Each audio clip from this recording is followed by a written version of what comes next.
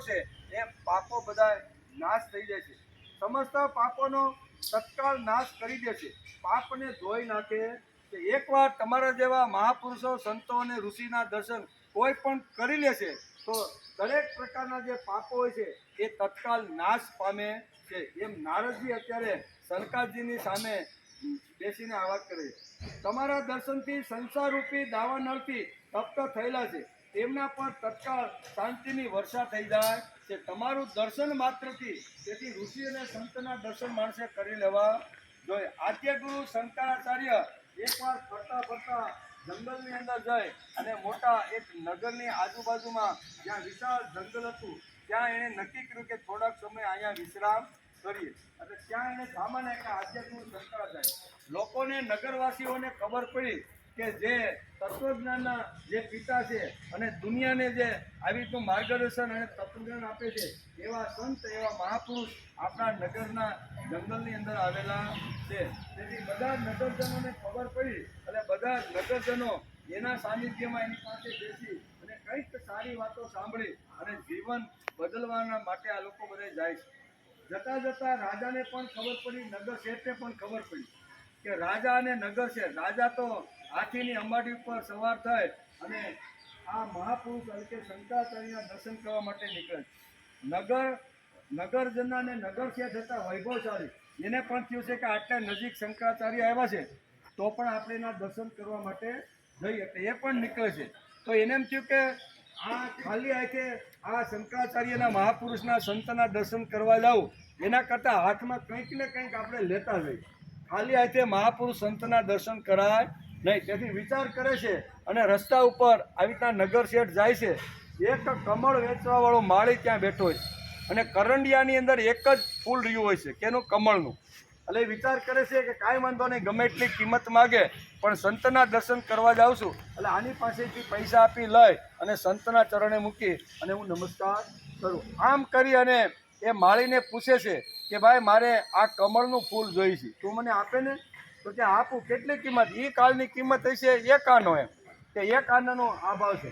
હવે આ એક આનો એમ બોલે છે ત્યાં તો રાજાની ઠાઠ માઠથી સવારી આવી। રાજાને પણ થાય છે કે હું શંકરાચાર્યના દર્શન કરવા માટે જાઉં છું, મારે પણ કંઈક ને કંઈક લેતું જવું જોઈએ। તેથી અંબાડી ઉપરથી ઉતરા નહીં પણ એના પ્રધાનને કીધું કે આ માળી જે ફૂલ લઈને જે બેઠો છે ને કમળનું, એ તું ગમે એટલા પૈસા માગે તો એને આપીને ફૂલ લઈ લે, આપણે શંકરાચાર્યના દર્શન કરવા માટે જવું છે। એટલે રાજા એ કીધું શું ભાવ છે ભાઈ? તો કે ભાઈ મેં તો આ નગર શેઠારે નક્કી કરી નાખ્યું છે કે આનો એક આનો ભાવ છે, કે હું તને બે આના આપું, તારે એને આપવાનું છે, આ તું મને આપે। નગર શેઠ ને બદલે તું મને આપે તો હું તને ડબલ કિંમત આપું। કેટલી? ડબલ કિંમત। નગર શેઠ કહે છે કે મને પણ ભગવાને ઘણો વૈભવ આપ્યો છે, હું આની 4 ગણી કિંમત આપું। આમ કરી અને બેયની વચ્ચે હરીફાઈ થઈ। બોલો માળી વિચાર કરવા લાગ્યો કે આ અમારી પાસેથી ખરીદી અને જેને વેચવા માટે જશે તો એને તો ઘણા બધા પૈસા મળશે એમ કે, તો હાલી હું ડાયરેક્ટ જ હું જેને વેચવા માટે જાય છે એને ડાયરેક્ટ વેચું તો આ 2% વધારે પૈસા મને મળે એમ કે। એમ કરીને બેયને ના પાડી દીધી। જૂના કાળમાં, અત્યારે હોય તો રાજા ધોલ મારીને લઈ લે, સમજા? પણ જૂના કાળના આવી રીતના સજ્જન પુરુષો હતા અને કીધું કે કાંઈ વાંધો નહીં, કે રાજા અને આવી રીતના નગર શેઠ બે નીકળ્યા, જંગલમાં ગયા, પેલા નગર શેઠ પહોંચ્યા, ફૂલ તો મળ્યું નહીં એટલે નમસ્કાર કરીને બાજુમાં બેસી ગયા। રાજા આવ્યા, એણે પણ નમસ્કાર કરીને બાજુમાં બેસી ગયા। પાછળ પાછળ માળી ટોપલામાં આ કમળનું ફૂલ લઈને આવ્યો હતો, બરોબર ને?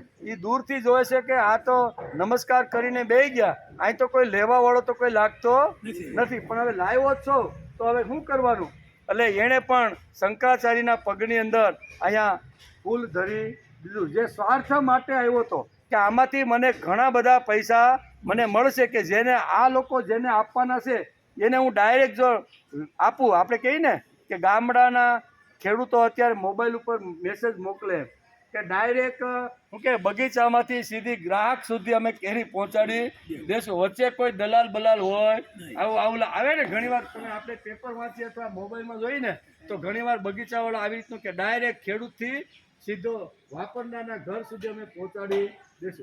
એમ મારી પણ આ વિચાર કરો. વચ્ચે મારે રાજા જેવા કે નગર શેઠ જેવા દલાલને જોતવા નથી. હું જેને આપું એટલે મને જ ઘણો બધો પૈસો મળે. જે સ્વાર્થનો વિચાર કરીને આવ્યો હતો પણ મહાપુરુષનું સાનિધ્ય એને મળ્યું તો સ્વાર્થનો વિચાર એનો જતો રહ્યો.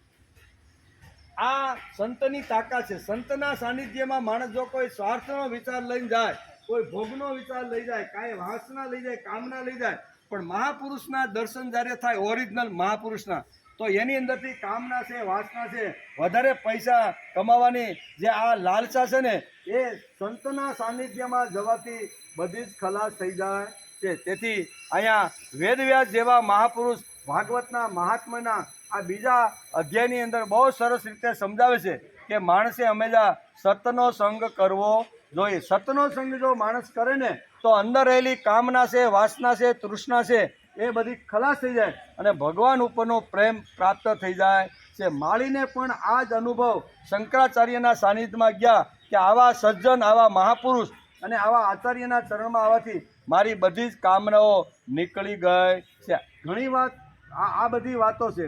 તો આ બધી વાતોને સમજવા માટે અહીંયા સનકાદિક મુનિ કહે છે કે તમે ભલે ગમે તેટલા વેદ પાઠના બરાડા પાડ્યા હોય, ગમે તેટલા ગીતા પાઠના મોટા મોટા અવાજથી એની કાન પાસે તમે અવાજ કર્યો, પણ જ્ઞાન અને વૈરાગ્ય જાગ્યા નહીં. પણ હું તમને એક એવો દિવ્ય અને તેજસ્વી મંત્ર આપું છું કે એ તમે એના કાનની પાસે કહેશો ને તો એ હફાળા ઊભા થઈને જાગી જશે અને આવી રીતે આમ કરી અને સનકાદિક મુનિ અત્યારે આ અધ્યાયની અંદર આટલી વાત શ્લોક હતા એના જ આપણે નમસ્કાર કર્યા. હવે ત્રીજો અધ્યાય આ મહાત્મા આલે છે, એના 6 અધ્યાય છે, 504 શ્લોક છે ટોટલ, બરોબર ને? તો એનો આપણે વિચાર કરીએ છીએ. ત્રીજા અધ્યાયની અંદર ભક્તિના દુઃખનું નિવારણ, આ વિશે આખો આવે છે. ભક્તિના દુઃખનું નિવારણ કેવી રીતનું થઈ શકે એ સનકાદિક મુનિ અત્યારે નારદજીને સમજાવે છે. નારદ ઉવાચ જ્ઞાનયજ્ઞં કરિષ્યામિ સુખશાસ્ત્ર કદોજ્જલમ ભક્તિ જ્ઞાન વિરાગાણામ સ્થાપનાર્થ પ્રયત્ન. નારદજી કહે છે, હવે હું ભક્તિ, જ્ઞાન અને વૈરાગ્યની સ્થાપના કરવા માટે શુકદેવજીએ કહેલા ભાગવત શાસ્ત્રની કથા વડે પ્રયત્નપૂર્વક ઉજ્જવળ જ્ઞાન યજ્ઞ કરી છે. જ્ઞાન યજ્ઞ ખૂબ જ અગત્યનો છે. આપણો પણ અત્યારે જ્ઞાન યજ્ઞ ચાલી રહ્યો છે, એટલે કે જ્ઞાન યજ્ઞ કરી છે. આ જ્ઞાન યજ્ઞ મારે ક્યાં કરવો જોઈએ એમ સનકાદિકને પૂછે છે. તમે એ માટે મને કોઈ સ્થાન બતાવો. તમે વેદોના પારગામી છો, તેથી મને આ શુકશાસ્ત્રનો મહિમા સંભળાવો. તમે એ પણ બતાવો કે શ્રીમદ ભગવતની કથા કેટલા દિવસોમાં સાંભળવી જોઈએ અને તેને સાંભળવાની વિધિ કઈ છે. આ બધા પ્રશ્નો અત્યારે કોણ પૂછે છે? નારદજી અત્યારે સનકાદિક મુનિને કહે છે કે તમે મને ભાગવત શાસ્ત્રની જે વાત કરી, બરાબર ને, શા માટે કરી? તો કે નારદ કહે છે કે મેં આ જ્ઞાન અને વૈરાગ્યને જગાડવા માટે ઘણા બધા ગીતાના પાઠ કર્યા, વેદના ઘોષ કર્યા, છતાંય એમાંથી બંને જાગ્યા નથી. ત્યારે અહીંયા એમ કહે છે કે તો તમારે શ્રીમદ ભાગવત જે શુકદેવજીએ જે ગ્રંથમાં જે ભાગવતની વાતો કરી છે એ વાતો તમારે અહીંયા જ્ઞાન અને વૈરાગ્યના કાન પાસે તમારે મૂકવી જોઈએ. ત્યારે નારદ કહે છે કે આ કથા મારે ક્યાં કરવાની, એ કથા કેટલા દિવસ કરવાની અને એના માટેનું ઉત્તમ સ્થળ કયું હોઈ શકે? આવા અનેક પ્રશ્નો અત્યારે નારદજી સનકાદિક મુનિને કહે છે. ત્યારે સનકાદિક મુનિ બોલ્યા, શૃણુ નારદ વક્ષ્યામો વિનમ્રાય વિવેકિને ગંગા દ્વાર સમીપે તુ તટ આનંદ નામકમ. હે નારદજી, તમે ઘણા વિનમ્ર અને વિવેકી છો. સાંભળો, અમે તમને આ બધી વાતો સંભળાવીએ છીએ. હરિદ્વાર પાસે આનંદ નામનો એક ઘાટ છે. તમારે કથા ક્યાં કરવી જોઈએ એનું અત્યારે સમજાવે છે કે એક આનંદ નામનો ઘાટ છે. ત્યાં અનેક પ્રકારના ઋષિઓ રહે છે તથા દેવતાઓ અને સિદ્ધો પણ તેનું સેવન કરતા રહેલા છે. જાત જાતના વૃક્ષો અને લતાઓને કારણે તે ઘાટ ઘણો સઘન અને સુંદર છે. ત્યાં ઘણી કોમળ નવી રેતી પથરાયેલી છે. તે ઘાટ ઘણો જ સૂક્ષ્મ છે અને એકાંત પ્રદેશમાં આવેલો આ ઘાટ છે. ત્યાં હર હંમેશા સોનેરી કમળોની સુગંધ આવ્યા કરે છે. તેની આસપાસ રહેનારા સિંહ, હાથી વગેરે પરસ્પર વિરોધી જીવોના ચિત્તમાં પણ વેરભાવ ઉત્પન્ન થતો નથી. ત્યાં પશુ પક્ષીઓ અને ક્રૂર પ્રાણીઓ બધા એક સાથે રહી શકે છે, એટલે ક્યાંય વેરભાવ થતો નથી. ત્યાં તમારે કોઈ વિશેષ પ્રયત્ન કર્યા વિના જ જ્ઞાન યજ્ઞનો પ્રારંભ તમારે ત્યાં કરવો જોઈએ. તે સ્થળે કથામાં અપૂર્વ રસનો આવિર્ભાવ થશે. ભક્તિ પણ પોતાની આંખોની સામે નિર્બળ અને જરાજીર્ણ અવસ્થામાં પડી રહેલા જ્ઞાન અને વૈરાગ્યને લઈ અને કથા જ્યારે પૂર્ણ થશે ને ત્યારે આ ત્રણે તમારી પાસે આવી જશે અને બધા યુવાન જેવા થઈ અને બધું દુઃખ બધું દૂર થઈ જશે. આમ અત્યારે સનકાદિક મુનિ અત્યારે નારદને કથા ક્યાં કરવી, કેવી રીતની કરવી, કોના સાનિધ્યમાં કરવી, એ બધી વાતો અહીંયા સનકાદિક મુનિ નારદને સમજાવે છે. કારણ કે શ્રીમદ ભાગવતની કથા થાય છે ત્યાં આ ભક્તિ વગેરે આપોઆપ પહોંચી જાય છે. ત્યાં કાનોમાં કથાના શબ્દો પડવાથી એ ત્રણે તરુણ પાસા બની જશે. બરાબર, જ્યાં જ્યાં શ્રીમદ ભાગવતની કથા હાલે છે ત્યાં આ ભક્તિ તો આવે છે પણ એની સાથે જ્ઞાન અને વૈરાગ્ય પણ આવે છે. એ જ્યારે એના કાન પાસે જ્યારે શ્રીમદ ભાગવતના શ્લોકો અને મંત્રો એના કાન ઉપર અસ્ત્ર છે ત્યારે એ તરુણ થઈ જશે. વૃદ્ધ છે ને અત્યારે, કારણ કે એને વર્ણન કર્યું હતું કે આ જ્ઞાન અને વૈરાગ્ય તો વૃદ્ધ થઈ ગયા છે, માથે ધોળા વાળ આવી ગયા છે, ગરડા એકદમ થઈ ગયા છે. હવે આની પાસે કેટલા બરાડા પડ્યા પણ છતાંય એના અસર થતી નથી. ત્યારે આ સનકાદિક કહે છે કે તમે એવી રીતનો સુંદર મજાનો જ્ઞાન યજ્ઞ કરો ગંગા નદીના આવી રીતના ઘાટ ઉપર, તો એ 7 દિવસ સુધી એ આ કથા સાંભળે અને જ્ઞાન વૈરાગ્ય અને ભક્તિ ત્યાં આવશે એટલે એનું જે ઘડપણ છે એ દૂર થશે અને તારુણ્ય એને નિર્માણ થઈ જશે. આમ અત્યારે સનકાદિક મુનિ કહે છે. ત્યારે સૂતજી, હવે આપણે નૈમિ સારણીમાં જવાનું. 2 જગ્યાએ વાત ચાલે છે. બરાબર, નૈમિ સારણ્યમાં આપણે જવાનું. સૂતજી કહે છે કે હે ઋષિઓ, આ રીતે કહીને નારદજીની સાથે સનકાદિક વગેરે પણ શ્રીમદ ભાગવત કથામૃતનું પાન કરવા માટે ત્યાંથી તરત ગંગા નદીના કિનારા ઉપર કે ત્યાં ઋષિઓએ અહીંયા સૂતજીને પ્રશ્ન કર્યો હતો.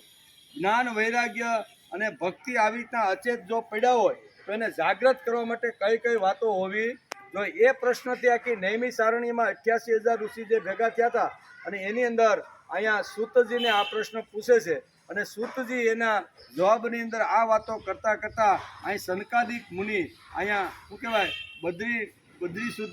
બદ્રીનાથજી સુધી આવીને આ બધી વાતો કરે છે. એટલે ફરીથી ત્યાં ઋષિઓને કહે છે કે આ રીતે અહીંયા સૌનકાદિક મુનિએ જ્યારે નારદને આ વાત કરી ત્યારે શું થયું તો કે એ રીતે રહીને નારદજીની સાથે સનકાદિક વગેરે પણ શ્રીમદ ભગવત કથામૃતનું પાન કરવા માટે ત્યાંથી તરત ગંગા કિનારે ચાલી ગયા.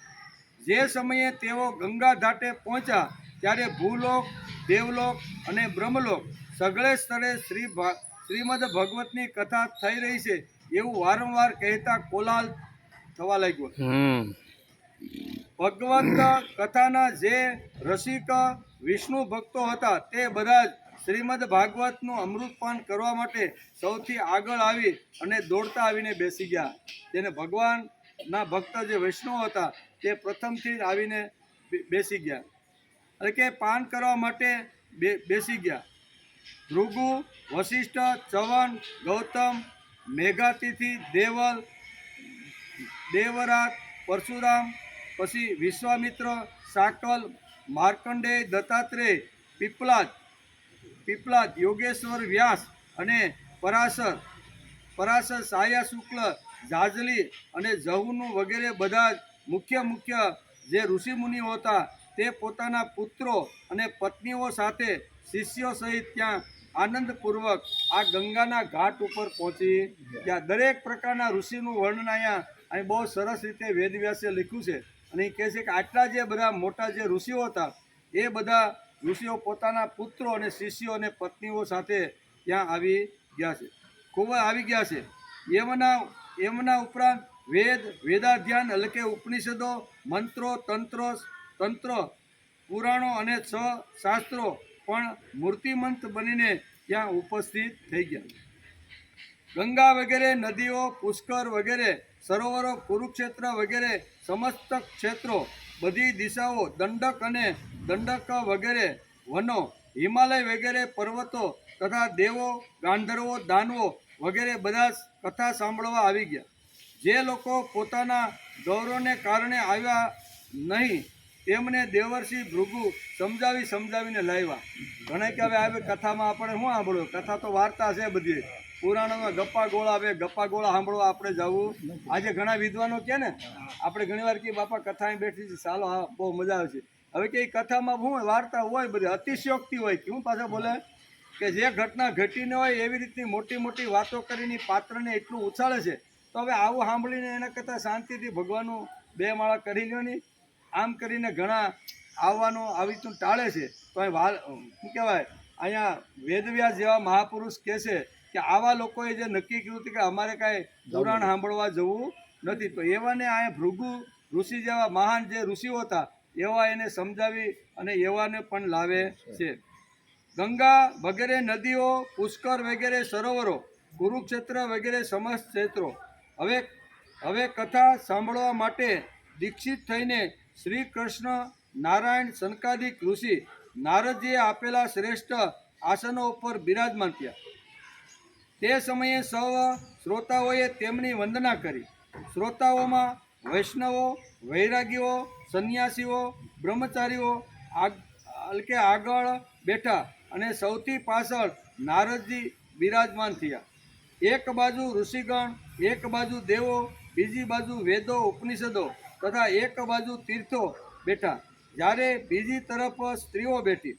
તે સમયે બધી બાજુએ જય જયકાર થવા લાગ્યો, નમસ્કાર અને શંખનાદ થવા લાગ્યો અને અબિલ ગુલાલ લાજાલ કે હોમ માટેની ડાંગરની ધાણી તેમજ પુષ્પોની વૃષ્ટિ થવા લાગી. કેટલાક શ્રેષ્ઠ દેવો તો વિમાનો પર બેસીને ત્યાં બેઠેલા સૌ લોકો પર કલ્પવૃક્ષના પુષ્પોની જેમ વર્ષા કરવા લાગ્યા. દેવો પુષ્પ, આજે પણ ઘણા દેવો હોય ને, ભાગવત સપ્તાહ પોતાને હેલિકોપ્ટર સ્પેશિયલ લઈને જાય છે. એ બધા દેવતાઓ છે. કેવા કે હાલો આપણે પણ 2 કલાક કથાની અંદર જરીક લટાર મારવા આવે, પોતાની વૈભવ બતાવ કે અમારી પાસે પણ હેલિકોપ્ટર, પ્રાઇવેટ પ્લેન છે. એમાં વેદવ્યાસ લખે છે કે દેવો પણ અહીંયા મોટા વિમાનો લઈ અને કથા પ્રસંગની અંદર આવી જાય. અભિમાન તો એની હોય ને દેવોની. સુતજી કહે છે કે આ પ્રમાણે પૂજા સમાપ્ત થયા પછી જ્યારે બધા લોકો એકાગ્રચિત્ત થઈ ગયા ત્યારે સનકાદિક ઋષિ ત્યાં બેઠેલા ઋષિ મહાત્માઓને તથા નારદજીને શ્રીમદ ભાગવતનું મહાત્મા સ્પષ્ટપણે સંભળાવવા લાગ્યા. સનકાદીએ કહ્યું, બરાબર, સનકાદી ઋષિએ કહ્યું, હવે અમે તમને ભાગવત શાસ્ત્રનો મહિમા સંભળાવીએ છીએ. આના શ્રવણ માત્રથી મુક્તિ મળી જાય છે. શ્રીમદ ભાગવતની કથાનું સદા સર્વદા સેવન આસ્વાદ કરવું જોઈએ જાય છે. એટલે કે સુખદેવજી અને પરીક્ષિતનો સંવાદ છે. તમે આ ભાગવત શાસ્ત્ર ધ્યાન દઈને સાંભળો, એમ અત્યારે સનકાદિક મુનિ અત્યારે નારદજીને કહે છે. આ જીવ ત્યાં સુધી અજ્ઞાતવશ આ સંસ્કાર ચક્રમાં ભટકે છે જ્યાં સુધી એક ક્ષણ માત્ર માટે પણ આ સુખ શાસ્ત્રની કથા એના કાને પડતી નથી. ઘણા બધા શાસ્ત્રો અને પુરાણો સાંભળવાથી શો લાભ? એનાથી તો વ્યર્થ ભ્રમ ઊભો થાય છે. મુક્તિ આપવા માટે તો એકમાત્ર ભાગવત શાસ્ત્ર ગરજી રહ્યું છે.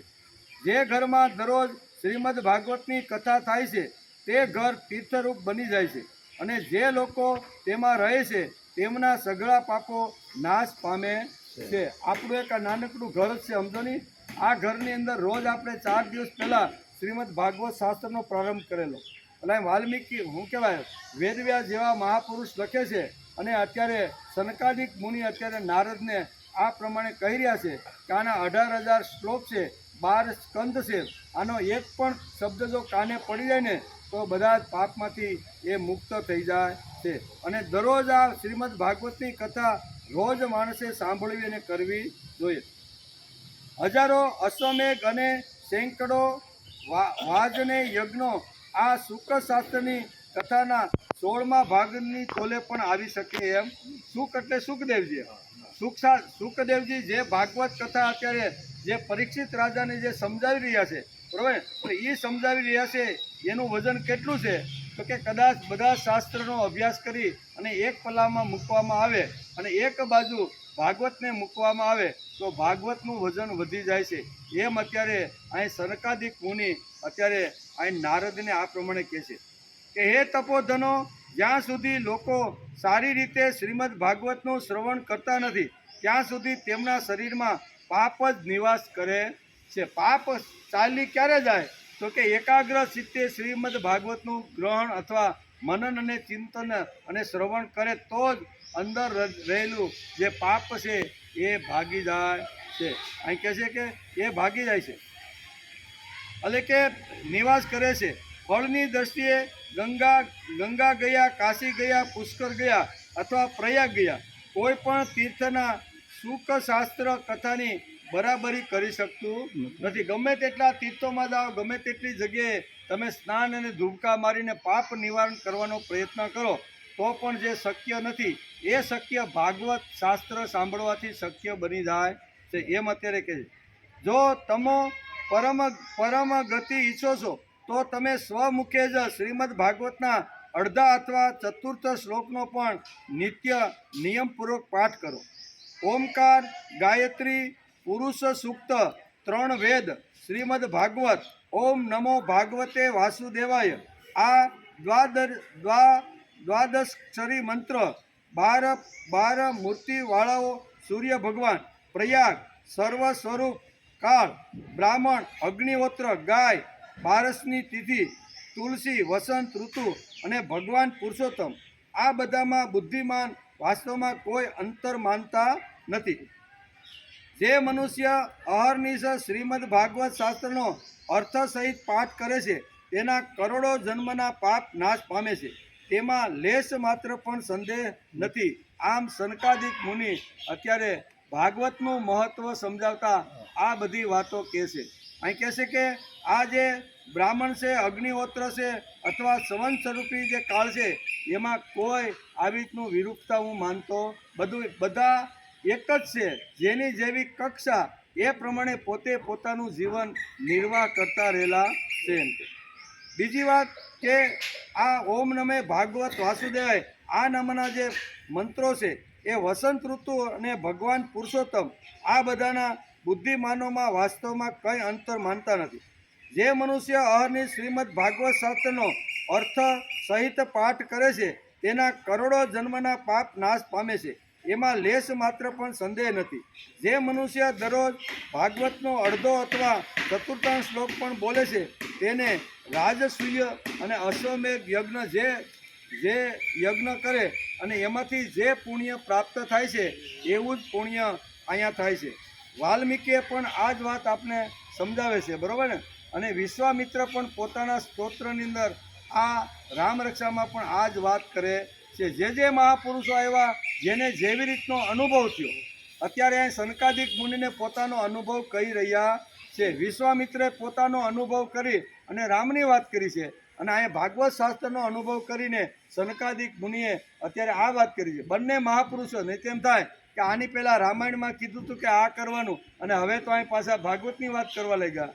પણ જે મહાપુરુષના જે અનુભવો હોય એ શાસ્ત્રની અંદર પોતે લખી રાખે છે. તેથી સનકાદિકને અહીં નારદજીને કહે છે કે તમે આવી રીતનો જે ભાગવત આખો ગ્રંથ કદાચ સાંભળી ન શકે પણ એનો એક શ્લોક જીવનમાં ઉતારી અને એ પ્રમાણે જીવન જીવવાનો જો પ્રયત્ન કરે ને તો અંદર બેઠેલું પાપ નાશ થઈ જાય છે. હૃદયમાં બેઠેલી અશુભ વાસનાને જો ખલાસ કરવાની હોય તો એના માટે એક જ વારંવાર વાત કરી રહ્યા છે તો જ હૃદયમાં બેઠેલી અશુભ વાસના ખલાસ થાય. અશુભ વાસના ખલાસ કરવા માટે એક જ આ ઓસડ અને એક જ ઉત્તમમાં ઉત્તમ દવા છે અને તે દવા એટલે શ્રીમદ ભાગવત શાસ્ત્ર એમ સનકાદિક મુનિ અત્યારે પોતે આ રીતે કહી રહ્યા છે. યજ્ઞો કર્મનું ફળ છે.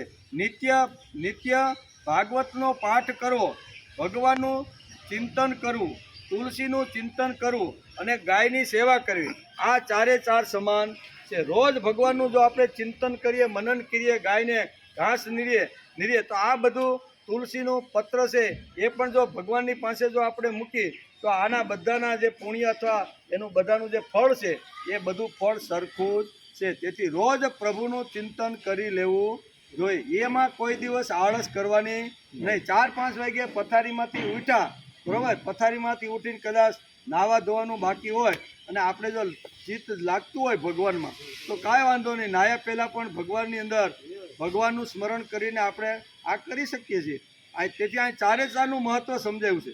ગાયને નિરણ આપણે નાખીએ અથવા ઘાસ નાખી, તુલસીનું પત્ર ભગવાન વિષ્ણુના ચરણની અંદર આપણે મૂકીએ, બરાબર ને, અથવા પ્રભુનું નામ સ્મરણ કરીએ અથવા એનું ચિંતન કરીએ. આ ચારે ચાર જે વાતો છે એ સનકાદિક મુનિ અત્યારે અહીંયા શ્રીમદ ભાગવતનું મહાત્મા સમજાવતા આ 3જા અધ્યાયની અંદર આટલી વાતો કરે છે. કે 3જા અધ્યાયની અંદર આ વાત છે કે બધાનું પુણ્ય એને સરખું જ મળે છે.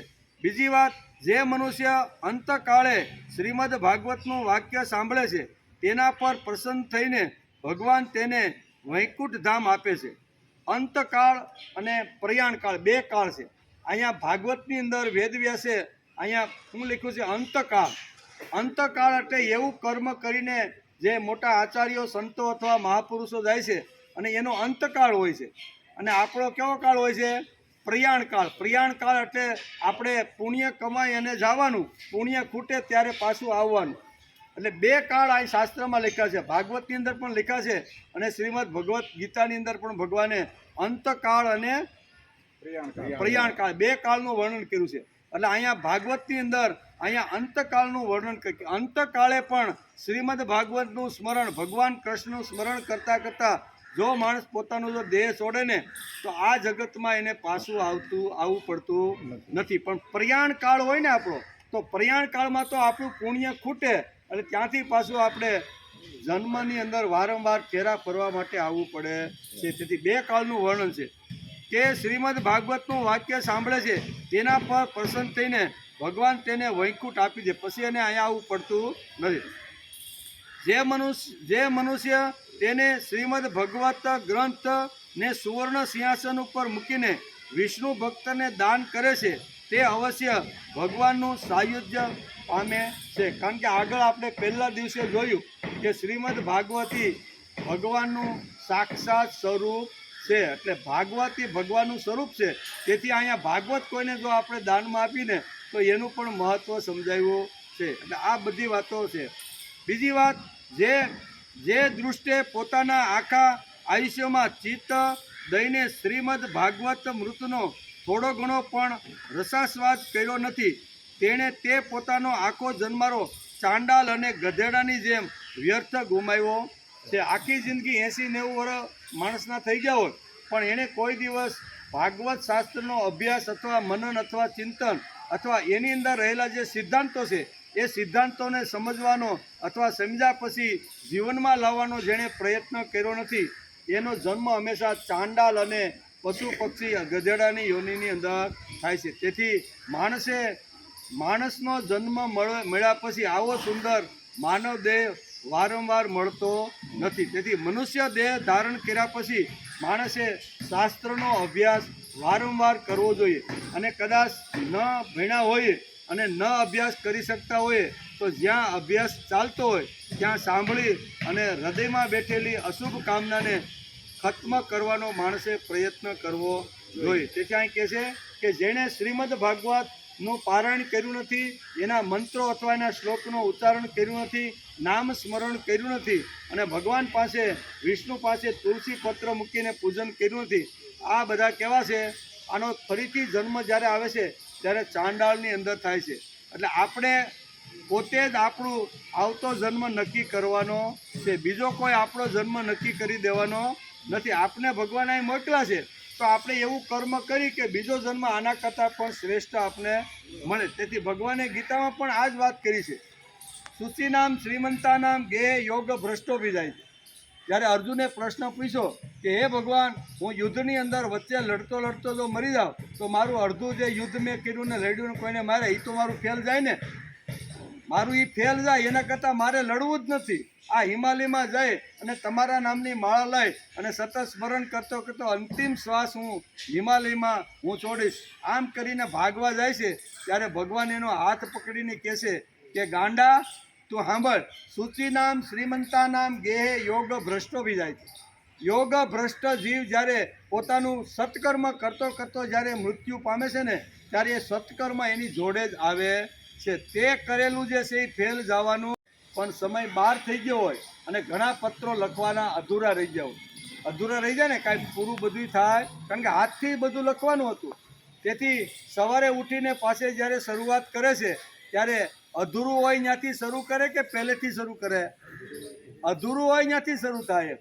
એવી જ રીતે અહીંયા એવું છે કે માણસ ભગવાનનું સ્મરણ કરતો કરતો વચ્ચેથી જ વયો ગયો, સારું કામ કરતો કરતો વચ્ચેથી જ વયો ગયો, બરોબર. ભગવત ભક્તિ કરતો કરતો ભગવાને વચ્ચેથી ઉપાડી લીધો તો અત્યાર સુધી જે કાંઈ કર્યું છે ફેલ જવાનું નથી. એમ અહીંયા ગીતા પણ કહે છે અને અહીંયા ભાગવતની અંદર અહીંયા વેદવ્યાસ પણ આ જ લખે છે અને અત્યારે સનકાદિક મુનિ નારદને પણ આ જ વાત સમજાવી રહ્યા છે. નૈમિષ આરણ્યમાં પણ સૂતજી આ કથા આગળ ચલાવતા કહે છે કે આવી રીતની ઘટનાઓ ઘટતી રહેલી છે. તેથી અહીંયા નારદજીને કહે છે કે જે પ્રયાણ કાળ છે એ પ્રયાણ કાળ છે અને એક શું કહેવાય પ્રયાણ કાળ અને બીજો કયો કાળ? અંતકાળ. અંતકાળે જે મારું સ્મરણ કરતો કરતો જે જાય છે ને એ વૈકુંઠમાં મારી જ પાસે આવે છે. તેથી માણસે સત્કર્મ માણસે કરી લેવું જોઈએ. સંસારમાં એટલે કે જેણે આ સુખ શાસ્ત્રનો થોડો ઘણો પણ વચનો સાંભળ્યા નથી તે પાપાત્મા તો જીવતો છતાં મરેલો છે. પૃથ્વી માટે ભારરૂપ છે. પશુ તુલ્ય મનુષ્યને ધિક્કાર છે. આમ સ્વર્ગલોકમાં દેવતાઓના મુખ્ય ઇન્દ્ર વગેરે કહે છે. ઇન્દ્ર શું કહે છે કે આ માનવ દેહ આપ્યા પછી જે કાંઈ કરતો જ નથી એ પૃથ્વી ઉપર ભારરૂપ છે. પૃથ્વી ઉપર ભારરૂપ છે અને મનુષ્ય હોવા છતાં એને શીંગડું ને પૂંછડું નથી, એટલી જ ખામી છે. આ બે ચોંટાડી ગયો એટલે એ પશુ બની જાય. આવી રીતનો જે મનુષ્ય છે એની વાત અહીંયા દેવોએ પણ કરેલી છે. એમ અત્યારે અહીંયા ઇન્દ્રનું સ્મરણ કરતા અત્યારે સનકાદિક મુનિ નારદને આ વાત સમજાવી રહ્યા છે. સંસારમાં શ્રીમદ ભગવતની કથાની પ્રાપ્તિ ઘણી દુર્લભ છે. જ્યારે કરોડો જન્મોના પુણ્યનો ઉદય થાય છે ત્યારે જ તેની પ્રાપ્તિ થઈ જાય છે, બાકી થતી નથી. સત એટલે ભગવાન તરફ જો વળવાનું હોય તો કરોડો જન્મારોના પુણ્ય જ્યારે ભેગું થાય છે ત્યારે માણસ ભગવાન અથવા ભક્તિ તરફ અથવા સત્સંગ તરફ વળતો રહેલો છે. તેથી અહીં કહે છે કે તમારા દર્શન માત્રથી, નારદજી શું કહે છે કે તમારા દર્શન માત્રથી અત્યારે મને બધું જ પ્રાપ્ત થઈ ગયું છે. તમારા જેવા ઋષિઓનો સંગ થયો છે તેથી મારી બધી જ જે કાંઈ ઈચ્છાઓ કામનાઓ છે એ તમે જ પૂર્ણ કરવાના છો. એટલે સંતના સમાગમથી આટલી વાતો સંસારમાં આપને મળતી રહેલી છે.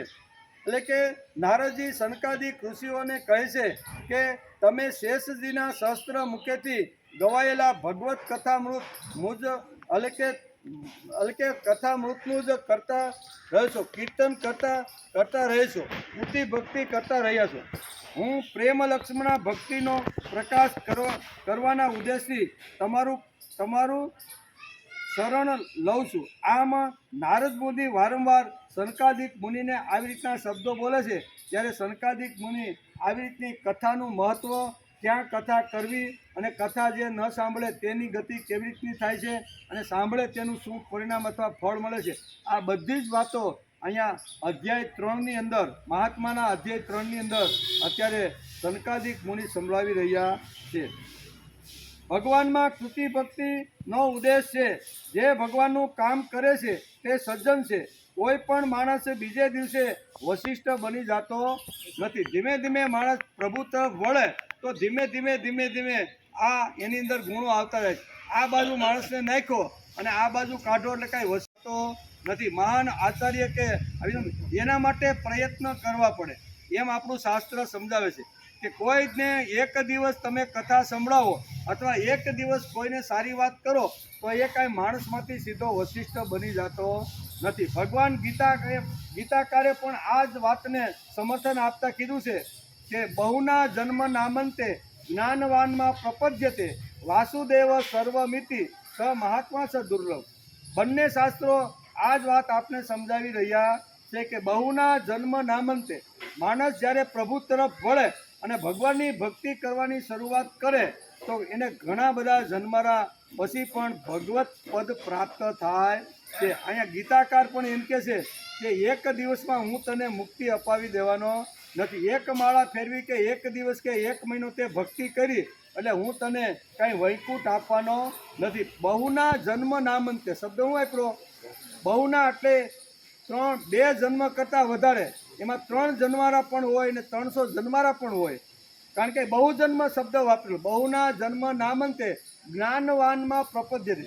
જે જ્ઞાની પુરુષ સતત મારા તરફથી વળ નાખી અને મારી ભક્તિ, જે જ્ઞાની પુરુષની વાત કરે, સામાન્ય જે જ્ઞાની પુરુષ આવી રીતે મારા તરફ વળીને મારી જે ભક્તિ કરે છે એના ઘણા જન્મના અંતે પણ મારી જ પ્રાપ્તિ થાય છે. પણ ક્યાં કેટલા જન્મારા એ ભગવાને ગીતામાં લખ્યું નથી. બહુના લખ્યું એમ એટલે કે 3 જન્મારા કરતાં 3 પણ હોય, 30 પણ હોય, 100 પણ હોય ને 3 જન્મારામાં પણ માણસની મુક્તિ થઈ જાય છે. તેથી અહીંયા શું કહેવાય, વેદવ્યાસ જેવા વેદવ્યાસ અને સનકાદિક મુનિ અત્યારે નારદને આ વાત સમજાવે છે કે એક દિવસ તમે ભાગવતની એકવાર કથા તમે સાંભળી એટલે જ તમારી મુક્તિ થઈ જશે એવું નથી. પણ ભાગવતનો પાઠ સાંભળ્યા પછી 7 દિવસ સાંભળ્યા પછી ઘરની અંદર રોજ ભાગવતનો એક શ્લોક માણસે વાંચી સાંભળી અને એના ઉપર મનન ચિંતન રોજ કરવું જોઈએ. એવો શબ્દ અહીં વાપર્યો છે કે એક દિવસ કે 7 દિવસ સાંભળવાથી માણસને મુક્તિ મળતી નથી. અને મુક્તિ જોતી હોય તો પરીક્ષિત બનવું પડે. શું બનવું પડે? અને ઓને શું કહેવાય, કહેવાવાળાને સુખદેવજી બનવું પડે. સુખદેવજી કહેવાવાળા હોય અને પરીક્ષિત સાંભળવાવાળા હોય તો 7 દિવસમાં માણસની મુક્તિ શક્ય છે. પણ બધું છોડીને બેસવું પડે. આપણે તો સામાન્ય ફોન આવ્યો હોય તો ઉઠીને બધે આપણે તો ડિસ્ટર્બ થાય છે, 50 લોકોને બીજાને ડિસ્ટર્બ કરીએ. આ મોટું પાપ કહેવાય. શું કહેવાય? જે શાંતિથી પ્રેમપૂર્વક ભગવાનની ભક્તિ અથવા ભગવાનની વાત સાંભળતો હોય અને એને ડિસ્ટર્બ કરીને એનું ધ્યાન બીજે તરફ લઈ જવું, આવું જો કર્મ કરતા હશું તો મોટામાં મોટું પાપ છે. બરાબર? આપણે સામાન્ય લાગે છે. એમાં શું છે કે ગાયની માંડવા હેઠે જઈને વાત હું કરી આવું, પણ માંડવા હેઠે વાત જઈને કરવા જાવશો તો 50 લોકોનું ધ્યાન એના તરફ જાય છે કે આ ભાઈ હું કહે છે ને હું કરવા માગે છે. તેથી અહીં ડિસ્ટર્બ થઈ જાય અને ડિસ્ટર્બ થઈ જાય એટલે ગમે એટલી વાર કથા આપણે સાંભળી તો પણ કહે છે કે ગમે તેવો દુરાચારી પણ માણસ હોય પણ એકાગ્ર ચિત્તે જો મારી ભાગવત કથાનું સ્મરણ કરે, બરાબર, તો અપિચેસુ દુરાચારો ભજતે મામન્ય ભાગ સાધુરેવસ મંતવ્ય સમ્યજ્ઞ વસિતોહિ ક્ષિપ્રમ ભવતી ધર્માત્મા સસ્વ શાંતિની ગચ્છતિ કોંતેય પ્રતિજાની નમે ભક્ત પ્રણશ્યતિ. જબરજસ્ત તત્વજ્ઞાન અહીંયા શાસ્ત્રકારો આપણે સમજાવે છે કે એક દિવસમાં વશિષ્ઠ થવાતું નથી, એક દિવસમાં વિશ્વામિત્ર બની જવાતું નથી. એના માટે તો ઘણા વર્ષો સુધી માણસે પ્રયત્ન ચાલુ રાખવો જોઈએ. પણ એ બધી કામના, વાસના, મોહ, તૃષ્ણા પરિત્યાગ કરીને એકવાર જો મારી સામે બેસી જાય તો શું પરિણામ આવે છે? ક્ષિપ્રમ ભવતી ધર્માત્મા. ગમે તેવો દુરાચારી માણસ હશે પણ બધું છોડી અને એકવાર મારી સામે 7 દિવસ જો બેસી જશે ને તો ક્ષિપ્રમ ભવતી ધર્માત્મા, હું એને ધર્માત્મા બનાવી દઉં. કોણ કહે છે? ભગવાન ગેરંટી આપે છે. સામાન્ય માણસ ગેરંટી આપતો નથી. ભગવાને પોતે લખી રાખ્યું છે. આમ 700 શ્લોકમાં એક શ્લોક આવો લખી રાખ્યો છે કે આવી રીતનો જે માણસે બધું છોડીને એકવાર મારી સામે આવી અને ભગવત ભક્તિનું સ્મરણ કરવા લાગે અથવા શ્રવણ કરવા લાગે તો ગમે તેટલો પાપીને દુરાચારી હશે તો પણ હું એને ધર્માત્મા બનાવી દઉં. તો આટલી તાકાત આપણા શાસ્ત્રની અંદર છે. અને આ શાસ્ત્રનો અભ્યાસ કરવા માટે આપણે અહીંયા 4 દિવસથી રોજ બેસી અને શ્રીમદ ભાગવતનું આવી રીતનું સ્મરણ કરતા રહેલા છે. તેથી ભાગવતનું મહત્ત્વ અહીંયા સનકાદિક મુનિએ બહુ સરસ રીતે નારદજીને સમજાવ્યું છે. સમજાવવાનું નારદને છે પણ બધું સમજવાનું આપણે બધાએ છે. શું છે? આપણે નારદજી તો સમજી ગયેલા જ છે, જે ભગવાનની વીણા લઈ અને 3 લોકની અંદર, બરોબર, શ્રીમદ નારાયણ કરતાં કરતાં જે જતા હોય તો એને કાંઈ સમજવાનું હોય? પણ એને આપણા દ્વારા આ બધા પ્રશ્ન કોના છે? બધા પ્રશ્ન આપણા છે. અને આપણા પ્રશ્નના પ્રતિનિધિ તરીકે અહીંયા નારદજી વારંવાર સનકાદિકને અનેક પ્રશ્નો પૂછ્યા છે અને એના જવાબમાં આટલી બધી વાતો એને સમજાવે છે. તેથી માણસે કાંઈ તાત્કાલિક કે પહેલે દિવસે કથા સાંભળી કે 1 મહિનો સાંભળી એટલે કાંઈ વશિષ્ઠ બની જતો નથી. રોજ કથા 7 દિવસની સાંભળ્યા પછી રોજ ભાગવતનો એક શ્લોક ઘરની અંદર વંચાવવો જોઈએ, એનું અર્થઘટન થવું જોઈએ, એના ઉપર ચિંતન અને મનન થવું જોઈએ કે આ શ્લોકની અંદર વેદવ્યાસ અને સુખદેવજીએ પરીક્ષાને કઈ કઈ વાતો કીધી છે. એ તો બધી કોડવડ ભાષાની અંદર કહે છે, સમજવાનું તો આપણે છે. કારણ કે નારદ જેવા કાંઈ સમજી ન શકે. આકાશવાણી થાય અને કયું કર્મ અથવા કયું સાધન છે એ કાંઈ નારદજીને કહેવું પડે? હજારો લોકોને જે માર્ગદર્શન આપતા હોય, હજારો લોકોને જે પ્રભુનું સ્મરણ કરાવી અને વૈકુંઠ મોકલતા હોય, તો એવા નારદને ખબર ન હોય કે આકાશવાણીએ શું કીધું? આકાશવાણીએ શું કીધું એ નારદને તો ખબર હતી, પણ આપણા જેવા પામર જીવડાને સમજાવવા માટે એ કે મારે આવા ઋષિઓના સંપર્કમાં જવું જોઈએ કે જે ઋષિઓ આવી રીતનું સમગ્ર જેની પાસે જ્ઞાન હોય. તેથી નારદને તો 100% ખબર હતી, પણ આપણા જેવાના પ્રશ્ન હતા. તેથી આ પ્રશ્નોનો ઉકેલ કરવા માટે એ ઠેઠ ક્યાં જાય છે? બદ્રી નારાયણ સુધી જાય છે, સનકાદિના સંપર્કમાં આવે છે અને ત્યાં જે કાંઈ વાતો થઈ છે એના માધ્યમમાંથી આ કથાનું સર્જન થયું છે કે કેટલા દિવસ ક્યાં કરવી, કેવી રીતની કરવી, અને ન કરે તો શું પરિણામ આવે, ન સાંભળે તો શું પરિણામ આવે, અને સાંભળે તો શું પરિણામ, શું ફળ મળે. આ બંને વાતો અત્યારે સનકાદિક મુનિ કહે છે. સાંભળે તો એને વૈકુંઠ મળે છે અને ન સાંભળે તો એને ચાંડાળ અને ગધેડાની અંદર એનો જન્મ નિશ્ચિત નક્કી થઈ ગયેલો છે. તેથી કર્મ જ આપણે એવું કરીએ કે આપણો ઉત્કૃષ્ટ સૂચિનામ શ્રીમંતાનામ ગે યોગ ભ્રષ્ટો બી જાય છે.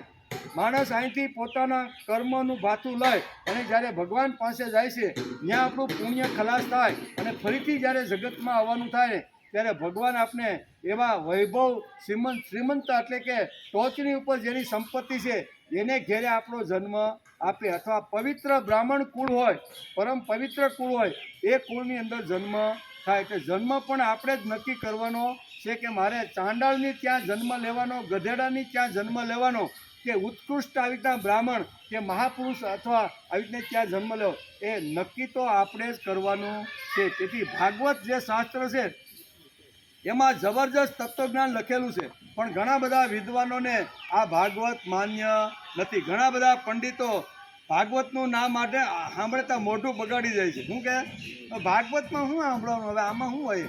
પણ હકીકતે આ બધી વાતો સાંભળે તો એને પણ ખબર પડે કે ભાગવતની અંદર અહીંયા વેદ વ્યાસે 18,000 શ્લોકની અંદર ઠાંસીને આ બધું તત્વજ્ઞાન ભરેલું છે. અને આપણા સામાન્ય માણસ સુધી, કારણ કે વેદ પાઠ કરવાથી જો જ્ઞાન અને વૈરાગ્ય જાગતા ન હોય તો એને સામાન્ય વાતો, આવા દ્રષ્ટાંતો, ધ્રુવ પ્રહલાદના દ્રષ્ટાંતો આપીને એને સમજાવવી પડે. કારણ કે જ્ઞાનની ઘણી વાતો છે કે માણસના માથા ઉપરથી જાય, બરાબર ને? ઘણીવાર આપણો અભ્યાસ એટલો ન હોય, આપણું જ્ઞાન એટલું ન હોય તો વેદની ઋચાઓ આપણે સમજાય નહીં, ઉપનિષદના મંત્રો આપણે સમજાય નહીં, પછી બ્રહ્મસૂત્રની અંદર જે સિદ્ધાંતો લખ્યા છે એ આપણે સમજાય નહીં. તેથી એને હળવી ભાષાની અંદર આ બધું કેમ છે? તેથી અહીંયા લખે છે કે હું જે શાસ્ત્ર તમને જે સમજાવી રહ્યો છું એ વેદોની ઋચા છે. આગળ કીધું ને કે વેદ અને ઉપનિષદનું જે દોહન છે એ દોહન જેમાંથી તૈયાર થયું છે એવા 18,000 શ્લોક અહીંયા એમાં લખ્યા છે, એ બધું વેદોમાંથી જ લીધું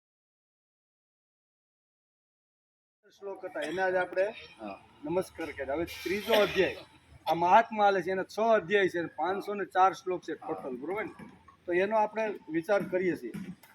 ત્રીજા અધ્યાયની અંદર ભક્તિના દુઃખનું નિવારણ, આ વિષય આખો આવે છે. ભક્તિના દુઃખનું નિવારણ કેવી રીતનું થઈ શકે એ સનકાદિક મુનિ અત્યારે નારદજીને સમજાવે છે.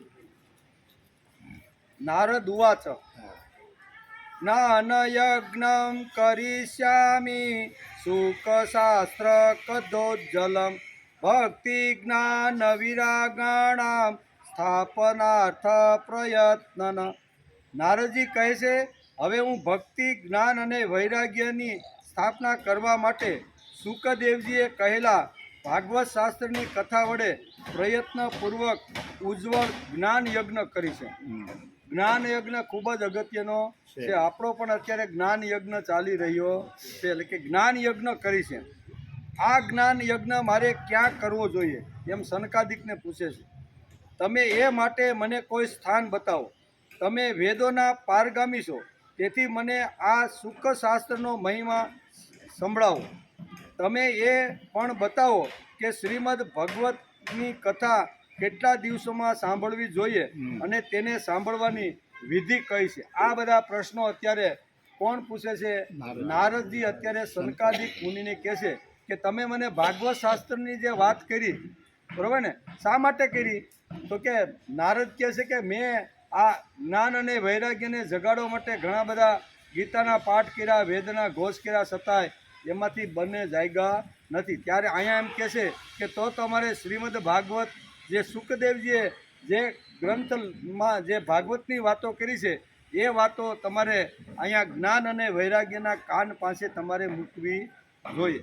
ત્યારે નારદ કહે છે કે આ કથા મારે ક્યાં કરવાની, એ કથા કેટલા દિવસ કરવાની અને એના માટેનું ઉત્તમ સ્થળ કયું હોઈ શકે? આવા અનેક પ્રશ્નો અત્યારે નારદજી સનકાદિક મુનિને કહે છે.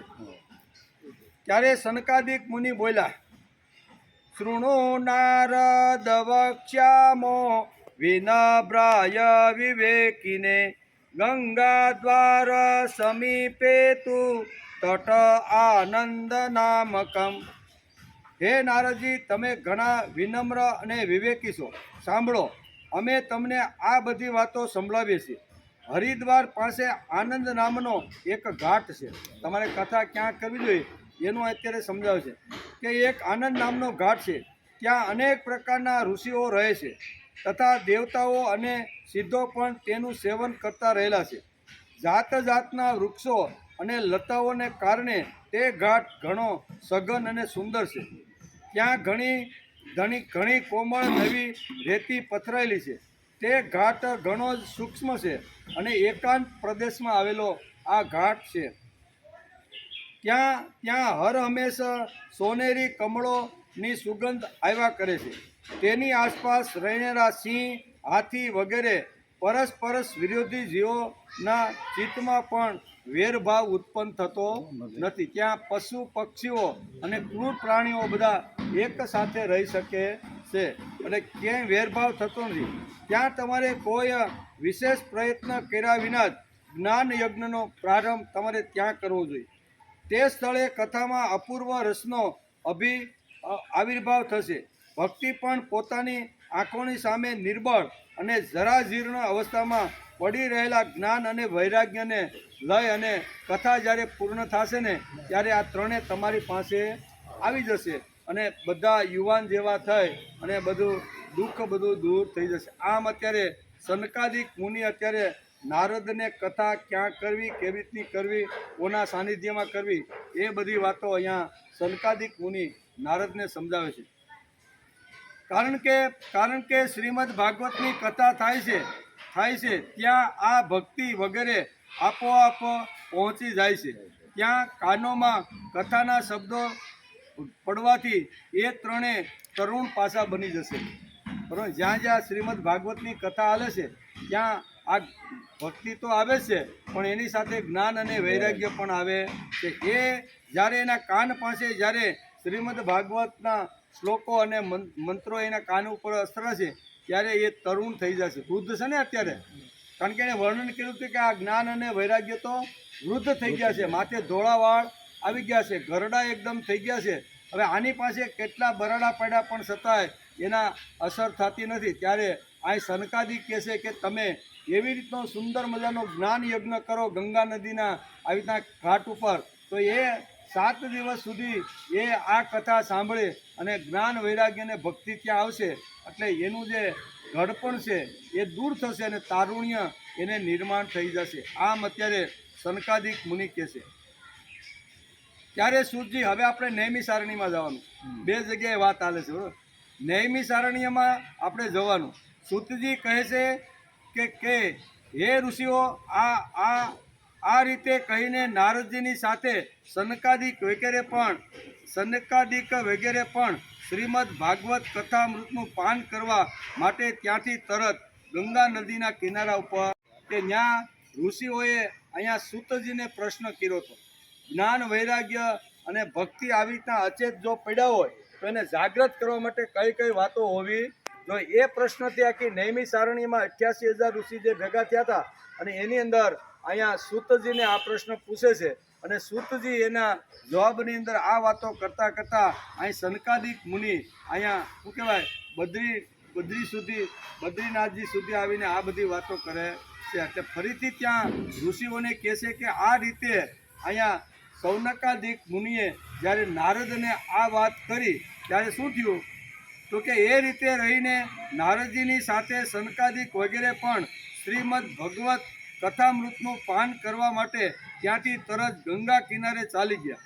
જે સમયે તેઓ ગંગા ઘાટે પહોંચ્યા ત્યારે ભૂલોક, દેવલોક અને બ્રહ્મલોક સગળે સ્થળે શ્રીમદ ભગવતની કથા થઈ રહી છે એવું વારંવાર કહેતા કોલાહલ થવા લાગ્યો. ભગવત કથાના જે રસિક વિષ્ણુ ભક્તો હતા તે બધા જ શ્રીમદ ભાગવતનું અમૃતપાન કરવા માટે સૌથી આગળ આવી અને દોડતા આવીને બેસી ગયા. તેને ભગવાનના ભક્ત જે વૈષ્ણવ હતા તે પ્રથમથી જ આવીને બેસી ગયા એટલે કે પાન કરવા માટે બેસી ગયા. ભૃગુ, વશિષ્ઠ, ચવન, ગૌતમ, મેઘાતિથિ, દેવલ, દેવરાત, પરશુરામ, પછી વિશ્વામિત્ર, સાકલ, માર્કંડેય, દત્તાત્રેય, પીપલાદ, યોગેશ્વર, વ્યાસ અને પરાશર, સાયા શુક્લ, જાજલી અને જહુનું વગેરે બધા જ મુખ્ય જે ઋષિમુનિઓ હતા તે પોતાના પુત્રો અને પત્નીઓ સાથે શિષ્યો સહિત ત્યાં આનંદપૂર્વક આ ગંગાના ઘાટ ઉપર પહોંચી ગયા. દરેક પ્રકારના ઋષિનું વર્ણન અહીં બહુ સરસ રીતે વેદવ્યાસે લખ્યું છે અને એ કહે છે કે આટલા જે બધા મોટા જે ઋષિઓ હતા એ બધા ઋષિઓ પોતાના પુત્રો અને શિષ્યો અને પત્નીઓ સાથે ત્યાં આવી ગયા છે. એમના ઉપરાંત વેદાધ્યાન એટલે કે ઉપનિષદો, મંત્રો, તંત્ર, પુરાણો અને 6 શાસ્ત્રો પણ મૂર્તિમંત બનીને ત્યાં ઉપસ્થિત થઈ ગયા. ગંગા વગેરે નદીઓ, પુષ્કર વગેરે સરોવરો, કુરુક્ષેત્ર વગેરે સમસ્ત ક્ષેત્રો, બધી દિશાઓ, દંડક વગેરે વનો, હિમાલય વગેરે પર્વતો તથા દેવો, ગાંધર્વો, દાનવો વગેરે બધા કથા સાંભળવા આવી ગયા. જે લોકો પોતાના ગૌરવને કારણે આવ્યા નહીં તેમને દેવર્ષિ ભૃગુ સમજાવીને લાવ્યા. ઘણા કે હવે આવે કથામાં આપણે શું સાંભળ્યું, કથા તો વાર્તા છે બધી, પુરાણોમાં ગપ્પા ગોળા સાંભળવા આપણે જવું. આજે ઘણા વિદ્વાનો કહે ને આપણે ઘણીવાર કે બાપા કથા બેઠી છે ચાલો હા બહુ મજા આવે છે. હવે કે કથામાં શું વાર્તા હોય બધી અતિશયોક્તિ હોય કે હું પાછા બોલે કે જે ઘટના ઘટીને હોય એવી રીતની મોટી વાતો કરીને પાત્રને એટલું ઉછાળે છે. તો હવે આવું સાંભળીને એના કરતાં શાંતિથી ભગવાનનું 2 માળા કરી લ્યો નહીં. આમ કરીને ઘણા આવવાનું આવી રીતનું ટાળે છે. તો શું કહેવાય અહીંયા વેદવ્યાસ જેવા મહાપુરુષ કહે છે કે આવા લોકોએ જે નક્કી કર્યું હતું કે અમારે કાંઈ પુરાણ સાંભળવા જવું નથી તો એવાને અહીંયા ભૃગુ ઋષિ જેવા મહાન જે ઋષિઓ હતા એવા એને સમજાવી અને એવાને પણ લાવે છે. ગંગા વગેરે નદીઓ, પુષ્કર વગેરે સરોવરો, કુરુક્ષેત્ર વગેરે સમસ્ત ક્ષેત્રો હવે કથા સાંભળવા માટે દીક્ષિત થઈને શ્રી કૃષ્ણ, નારાયણ, સનકાદિક ઋષિ નારદજીએ આપેલા શ્રેષ્ઠ આસનો ઉપર બિરાજમાન થયા. તે સમયે સૌ શ્રોતાઓએ તેમની વંદના કરી. શ્રોતાઓમાં વૈષ્ણવો, વૈરાગીઓ, સંન્યાસીઓ, બ્રહ્મચારીઓ આગળ બેઠા અને સૌથી પાછળ નારદજી બિરાજમાન થયા. એક બાજુ ઋષિગણ, એક બાજુ દેવો, બીજી બાજુ વેદો, ઉપનિષદો તથા એક બાજુ તીર્થો બેઠા. જ્યારે બીજી તરફ સ્ત્રીઓ બેઠી તે સમયે બધી બાજુએ જય જયકાર થવા લાગ્યો, નમસ્કાર અને શંખનાદ થવા લાગ્યો અને અબિલ ગુલાલ લાજાલ કે હોમ માટેની ડાંગરની ધાણી તેમજ પુષ્પોની વૃષ્ટિ થવા લાગી. કેટલાક શ્રેષ્ઠ દેવો તો વિમાનો પર બેસીને ત્યાં બેઠેલા સૌ લોકો પર કલ્પવૃક્ષના પુષ્પોની જેમ વર્ષા કરવા લાગ્યા. દેવો પુષ્પ આજે પણ ઘણા દેવો હોય ને ભાગવત સપ્તાહ પોતાને હેલિકોપ્ટર સ્પેશિયલ લઈને જાય એ બધા દેવતાઓ છે. કેવા કે હાલો આપણે પણ 2 કલાક કથાની અંદર જરીક લટાર મારવા આવે, પોતાની વૈભવ બતાવ કે અમારી પાસે પણ હેલિકોપ્ટર પ્રાઇવેટ પ્લેન છે. એમાં દેવ વેદવ્યાસ લખે છે કે દેવો પણ અહીંયા મોટા મોટા વિમાનો લઈ અને કથા પ્રસંગની અંદર આવી જાય. અભિમાન તો એની હોય ને દેવોની. સુતજી કહે છે કે આ પ્રમાણે પૂજા સમાપ્ત થયા પછી જ્યારે બધા લોકો એકાગ્રચિત્ત થઈ ગયા ત્યારે સનકાદિક ઋષિ ત્યાં બેઠેલા ઋષિ મહાત્માઓને તથા નારદજીને શ્રીમદ ભાગવતનું મહાત્મા સ્પષ્ટપણે સંભળાવવા લાગ્યા. સનકાદીએ કહ્યું, બરાબર, સનકાદી ઋષિએ કહ્યું, હવે અમે તમને ભાગવત શાસ્ત્રનો મહિમા સંભળાવીએ છીએ. આના શ્રવણ માત્રથી મુક્તિ મળી જાય છે. શ્રીમદ ભાગવતની કથાનું સદા સર્વદા સેવન આસ્વાદ કરવું જોઈએ જાય છે. એટલે કે સુખદેવજી અને પરીક્ષિતનો સંવાદ છે. તમે આ ભાગવત શાસ્ત્ર ધ્યાન દઈને સાંભળો, એમ અત્યારે સનકાદિક મુનિ અત્યારે નારદજીને કહે છે. આ જીવ ત્યાં સુધી અજ્ઞાતવશ આ સંસ્કાર ચક્રમાં ભટકે છે જ્યાં સુધી એક ક્ષણ માત્ર માટે પણ આ સુખ શાસ્ત્રની કથા તેના કાને પડતી નથી. ઘણા બધા શાસ્ત્રો અને પુરાણો સાંભળવાથી શો લાભ? એનાથી તો વ્યર્થ ભ્રમ ઊભો થાય છે. મુક્તિ આપવા માટે તો એકમાત્ર ભાગવત શાસ્ત્ર ગરજી રહ્યું છે. જે ઘરમાં દરરોજ શ્રીમદ ભાગવતની કથા થાય છે તે ઘર તીર્થરૂપ બની જાય છે અને જે લોકો તેમાં રહે છે તેમના સઘળા પાપો નાશ પામે છે. આપણું એક નાનકડું ઘર જ છે, સમજો નહીં. આ ઘરની અંદર રોજ આપણે 4 દિવસ પહેલાં શ્રીમદ ભાગવત શાસ્ત્રનો પ્રારંભ કરેલો. એટલે વાલ્મીકી શું કહેવાય, વેદવ્યાસ જેવા મહાપુરુષ લખે છે અને અત્યારે સનકાદિક મુનિ અત્યારે નારદને આ પ્રમાણે કહી રહ્યા છે કે આના 18,000 શ્લોક છે, 12 સ્કંદ છે. આનો એક પણ શબ્દ જો કાને પડી જાય ને તો બધા જ પાપમાંથી એ મુક્ત થઈ જાય છે. અને દરરોજ આ શ્રીમદ ભાગવતની કથા રોજ માણસે સાંભળવી અને કરવી જોઈએ. હજારો અશ્વમેઘ અને સેંકડો વાજને યજ્ઞો આ સુખ શાસ્ત્રની કથાના 16મા ભાગની તોલે પણ આવી શકે એમ. સુખ એટલે સુખદેવજી. સુખદેવજી જે ભાગવત કથા અત્યારે જે પરીક્ષિત રાજાને જે સમજાવી રહ્યા છે, બરાબર, તો એ સમજાવી રહ્યા છે એનું વજન કેટલું છે? તો કે કદાચ બધા શાસ્ત્રનો અભ્યાસ કરી અને એક પલ્લામાં મૂકવામાં આવે અને એક બાજુ ભાગવતને મૂકવામાં આવે તો ભાગવતનું વજન વધી જાય છે.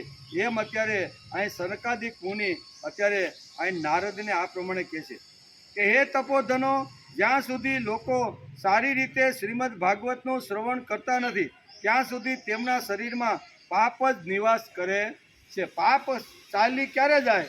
તો કે એકાગ્ર ચિત્તે શ્રીમદ ભાગવતનું ગ્રહણ અથવા મનન અને ચિંતન અને શ્રવણ કરે તો જ અંદર રહેલું જે પાપ છે એ ભાગી જાય છે.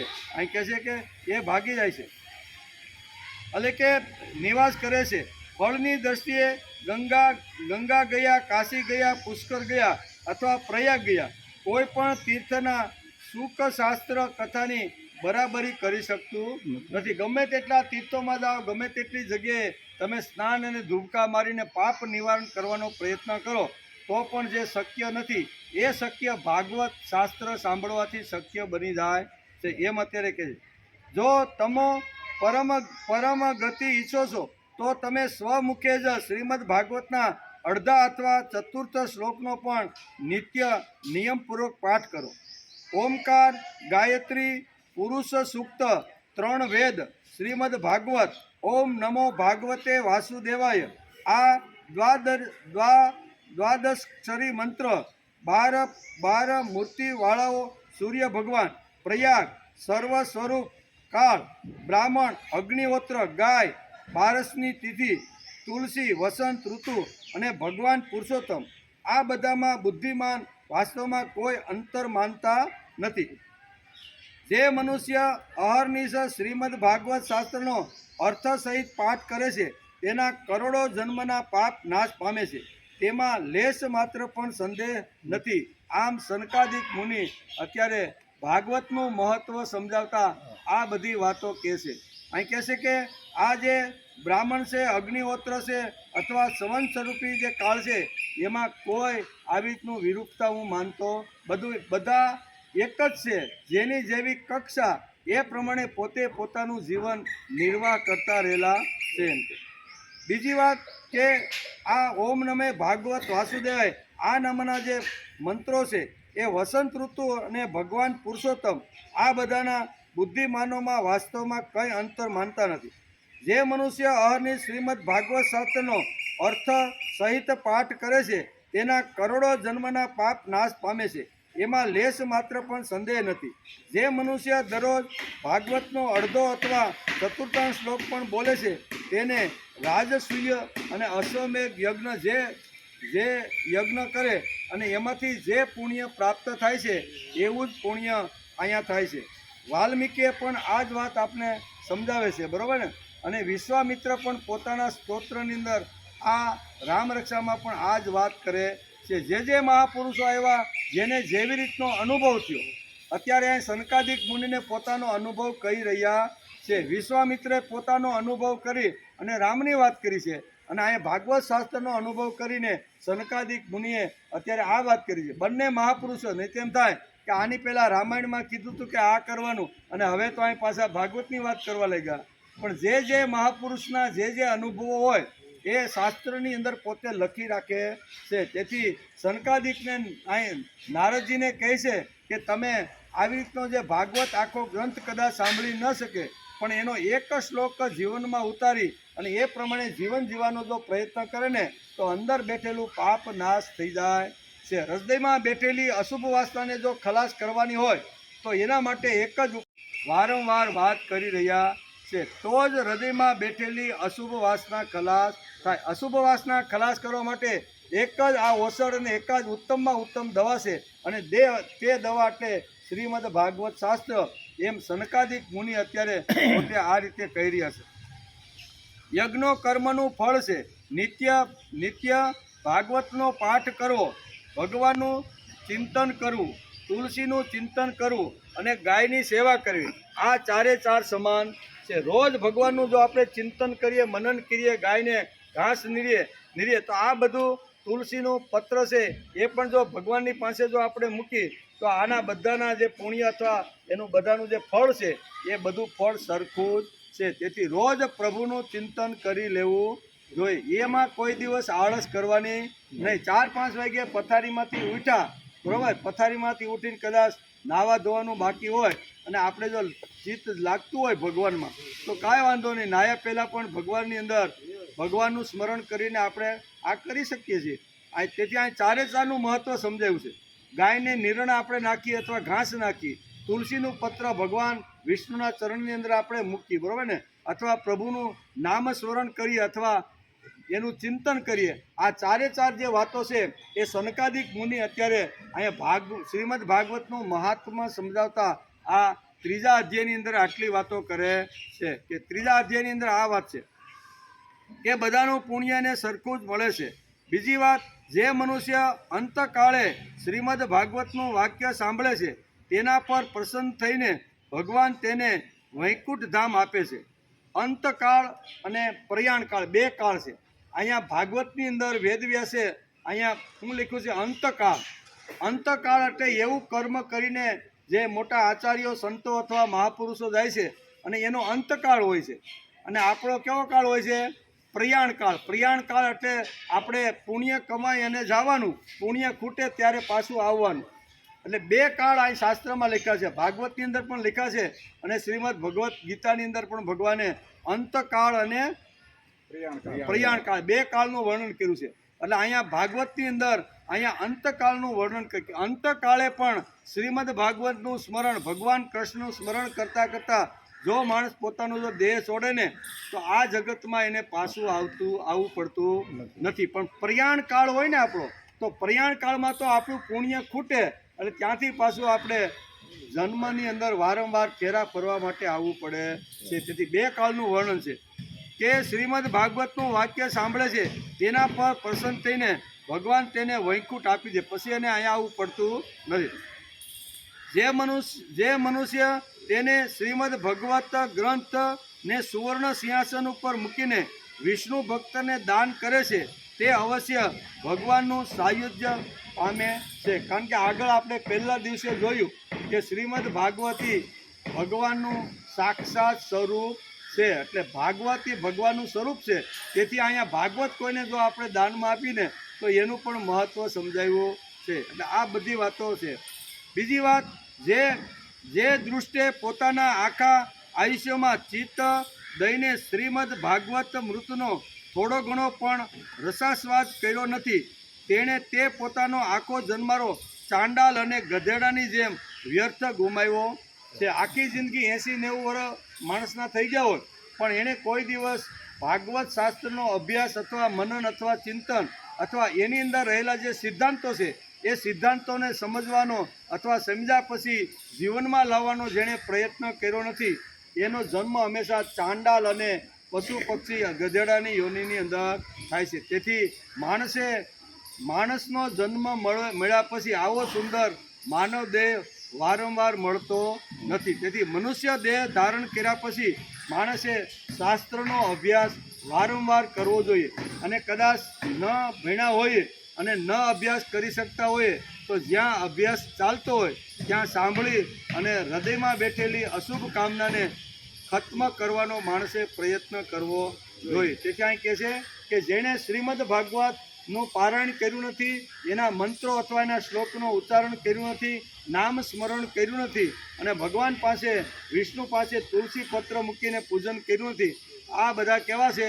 આનો ફરીથી જન્મ જ્યારે આવે છે ત્યારે ચાંડાળની અંદર થાય છે. એટલે આપણે પોતે જ આપણું આવતો જન્મ નક્કી કરવાનો છે, બીજો કોઈ આપણો જન્મ નક્કી કરી દેવાનો નથી. આપણે ભગવાન અહીં મોકલા છે તો આપણે એવું કર્મ કરી કે બીજો જન્મ આના કરતાં પણ શ્રેષ્ઠ આપણે મળે. તેથી ભગવાને ગીતામાં પણ આ જ વાત કરી છે. શુચિનામ શ્રીમંતાનામ ગે યોગ ભ્રષ્ટોભિજાય. જ્યારે અર્જુને પ્રશ્ન પૂછ્યો કે હે ભગવાન, હું યુદ્ધની અંદર વચ્ચે લડતો જો મરી જાઉં તો મારું અડધું જે યુદ્ધ મેં કર્યું ને લડ્યું ને કોઈને મારે એ તો મારું ફેલ જાય ને, મારું એ ફેલ જાય. એના કરતાં મારે લડવું જ નથી. આ હિમાલયમાં જઈ અને તમારા નામની માળા લઈ અને સતત સ્મરણ કરતો અંતિમ શ્વાસ હું હિમાલયમાં હું છોડીશ. આમ કરીને ભાગવા જાય છે ત્યારે ભગવાન એનો હાથ પકડીને કહેશે કે ગાંડા તું સાંભળ, સૂચિનામ શ્રીમંતાનામ ગેહે યોગ ભ્રષ્ટોભિજાય. યોગ ભ્રષ્ટ જીવ જ્યારે પોતાનું સત્કર્મ કરતો જ્યારે મૃત્યુ પામે છે ને ત્યારે એ સત્કર્મ એની જોડે જ આવે છે. તે કરેલું જે છે એ ફેલ જવાનું, પણ સમય બહાર થઈ ગયો હોય અને ઘણા પત્રો લખવાના અધૂરા રહી ગયા હોય. અધૂરા રહી જાય ને કાંઈ પૂરું બધું થાય, કારણ કે હાથથી બધું લખવાનું હતું. તેથી સવારે ઉઠીને પાસે જ્યારે શરૂઆત કરે છે ત્યારે અધૂરું હોય ત્યાંથી શરૂ કરે કે પહેલેથી શરૂ કરે?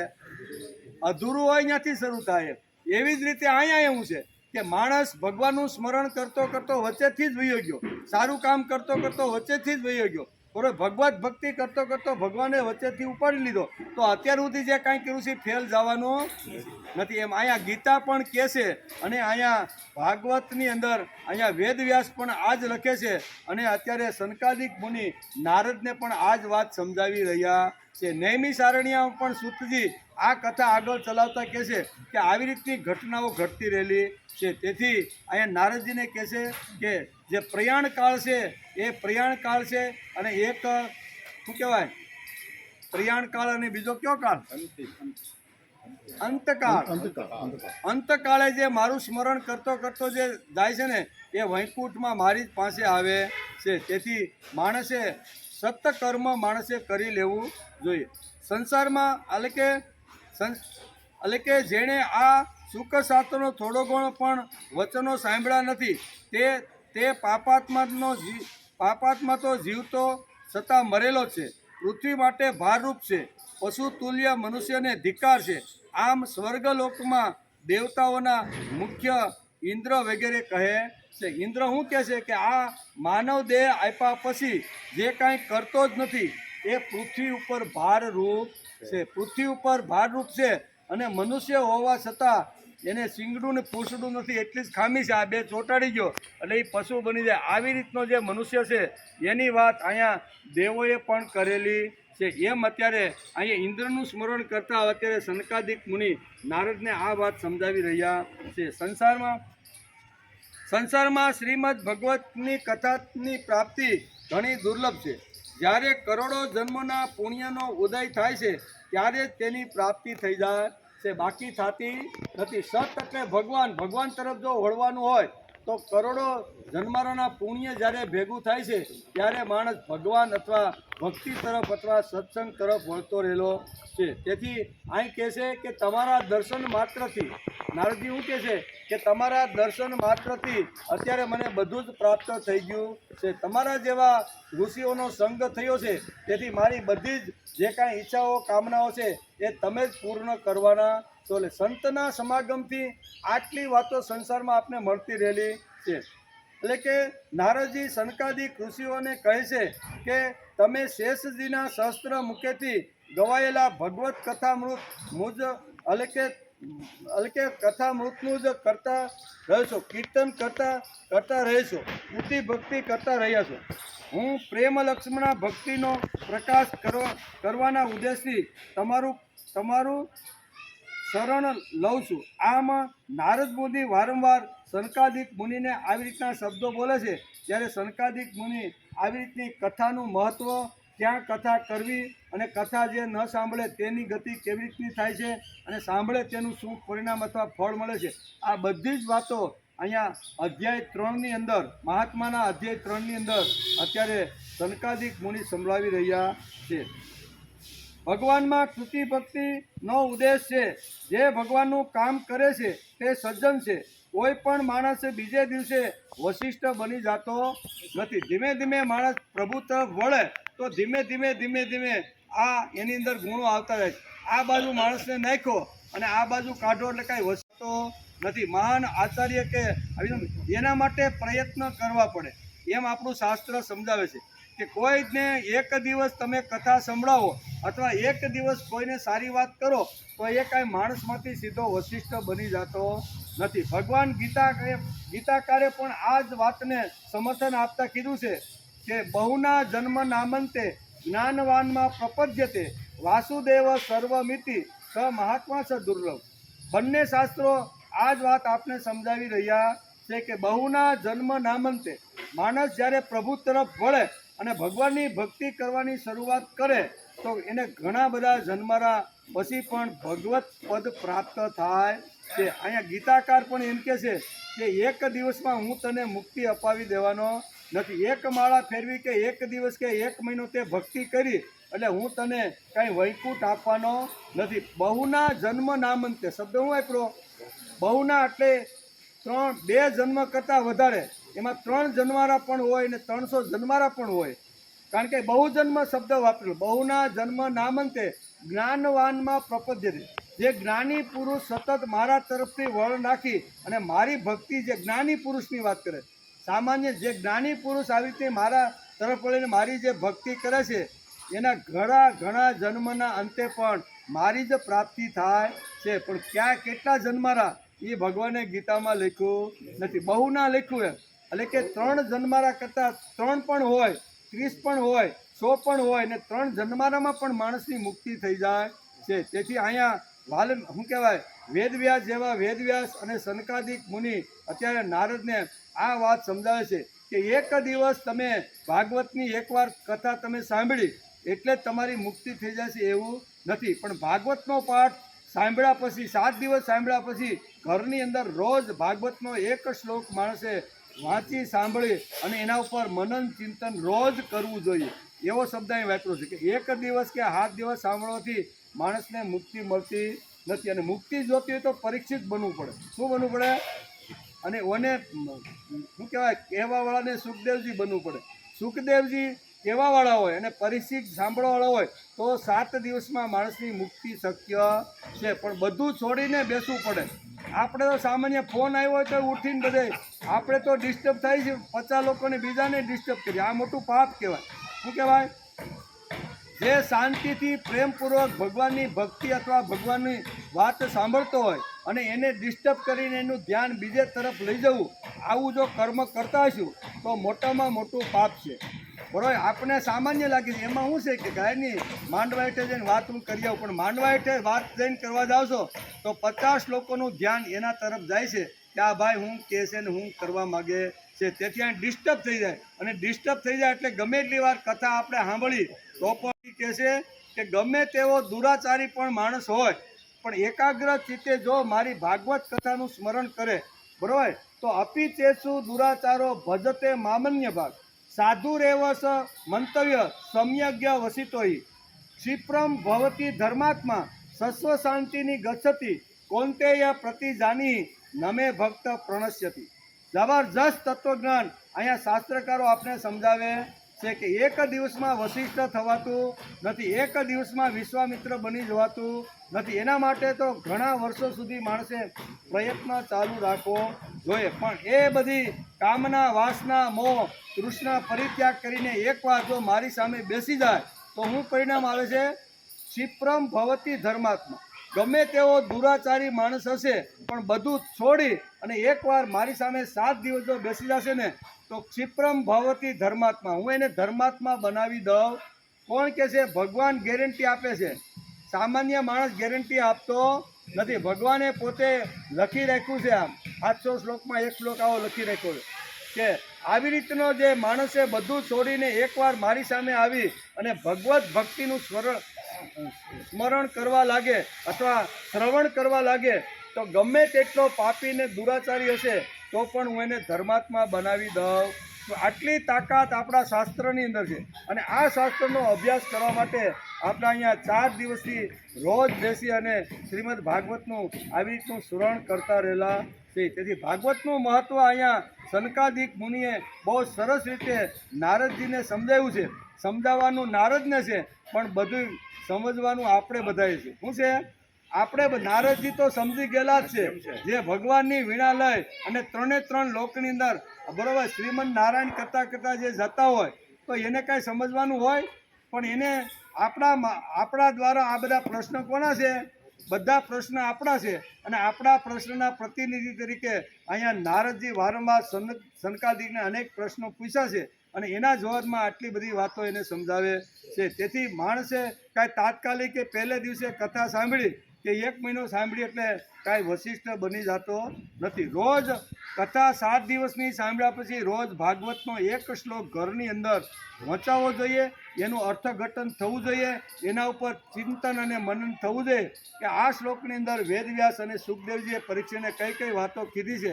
એ તો બધી કોડવડ ભાષાની અંદર કહે છે, સમજવાનું તો આપણે છે, કારણ કે નારદ જેવા કાંઈ સમજી ન શકે. આકાશવાણી થાય અને કયું કર્મ અથવા કયું સાધન છે એ કાંઈ નારદજીને કહેવું પડે? હજારો લોકોને જે માર્ગદર્શન આપતા હોય, હજારો લોકોને જે પ્રભુનું સ્મરણ કરાવી અને વૈકુંઠ મોકલતા હોય, તો એવા નારદને ખબર ન હોય કે આકાશવાણીએ શું કીધું?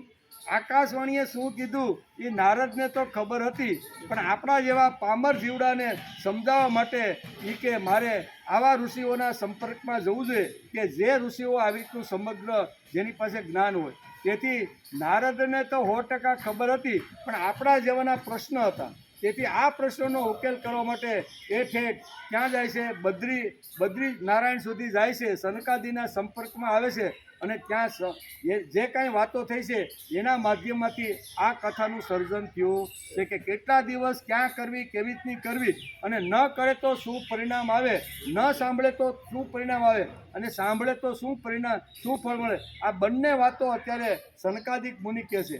સાંભળે તો એને વૈકુંઠ મળે છે, અને ન સાંભળે તો એને ચાંડાળ અને ગધેડાની અંદર એનો જન્મ નિશ્ચિત નક્કી થઈ ગયેલો છે. તેથી કર્મ જ આપણે એવું કરીએ કે આપણો ઉત્કૃષ્ટ સૂચિનામ શ્રીમંતાનામ ગે યોગ ભ્રષ્ટો બી જાય છે.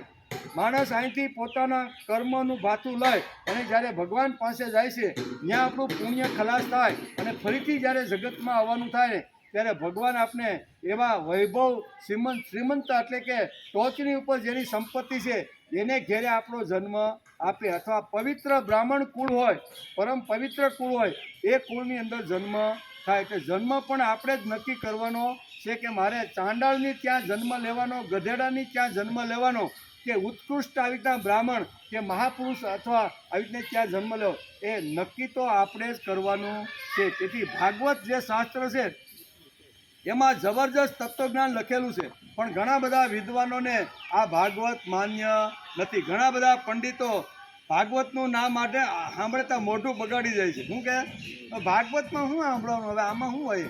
પણ હકીકતે જ આ બધી વાતો સાંભળે તો એને પણ ખબર પડે કે ભાગવતની અંદર અહીંયા વેદ વ્યાસે 18,000 શ્લોકની અંદર ઠાંસીને આ બધું તત્વજ્ઞાન ભરેલું છે. અને આપણા સામાન્ય માણસ સુધી, કારણ કે વેદ પાઠ કરવાથી જો જ્ઞાન અને વૈરાગ્ય જાગતા ન હોય તો એને સામાન્ય વાતો, આવા દ્રષ્ટાંતો, ધ્રુવ પ્રહલાદના દ્રષ્ટાંતો આપીને એને સમજાવવી પડે. કારણ કે જ્ઞાનની ઘણી વાતો છે કે માણસના માથા ઉપરથી જાય, બરાબર ને? ઘણીવાર આપણો અભ્યાસ એટલો ન હોય, આપણું જ્ઞાન એટલું ન હોય તો વેદની રૂચાઓ આપણે સમજાય નહીં, ઉપનિષદના મંત્રો આપણે સમજાય નહીં, પછી બ્રહ્મસૂત્રની અંદર જે સિદ્ધાંતો લખ્યા છે એ આપણે સમજાય નહીં. તેથી એને હળવી ભાષાની અંદર આ બધું કેમ છે, તેથી અહીંયા લખે છે કે હું જે શાસ્ત્ર તમને જે સમજાવી રહ્યો છું એ વેદોની રૂચા છે. આગળ કીધું ને કે વેદ અને ઉપનિષદનું જે દોહન છે એ દોહન જેમાંથી તૈયાર થયું છે એવા 18,000 શ્લોક અહીંયા એમાં લખ્યા છે, એ બધું વેદોમાંથી જ લીધું.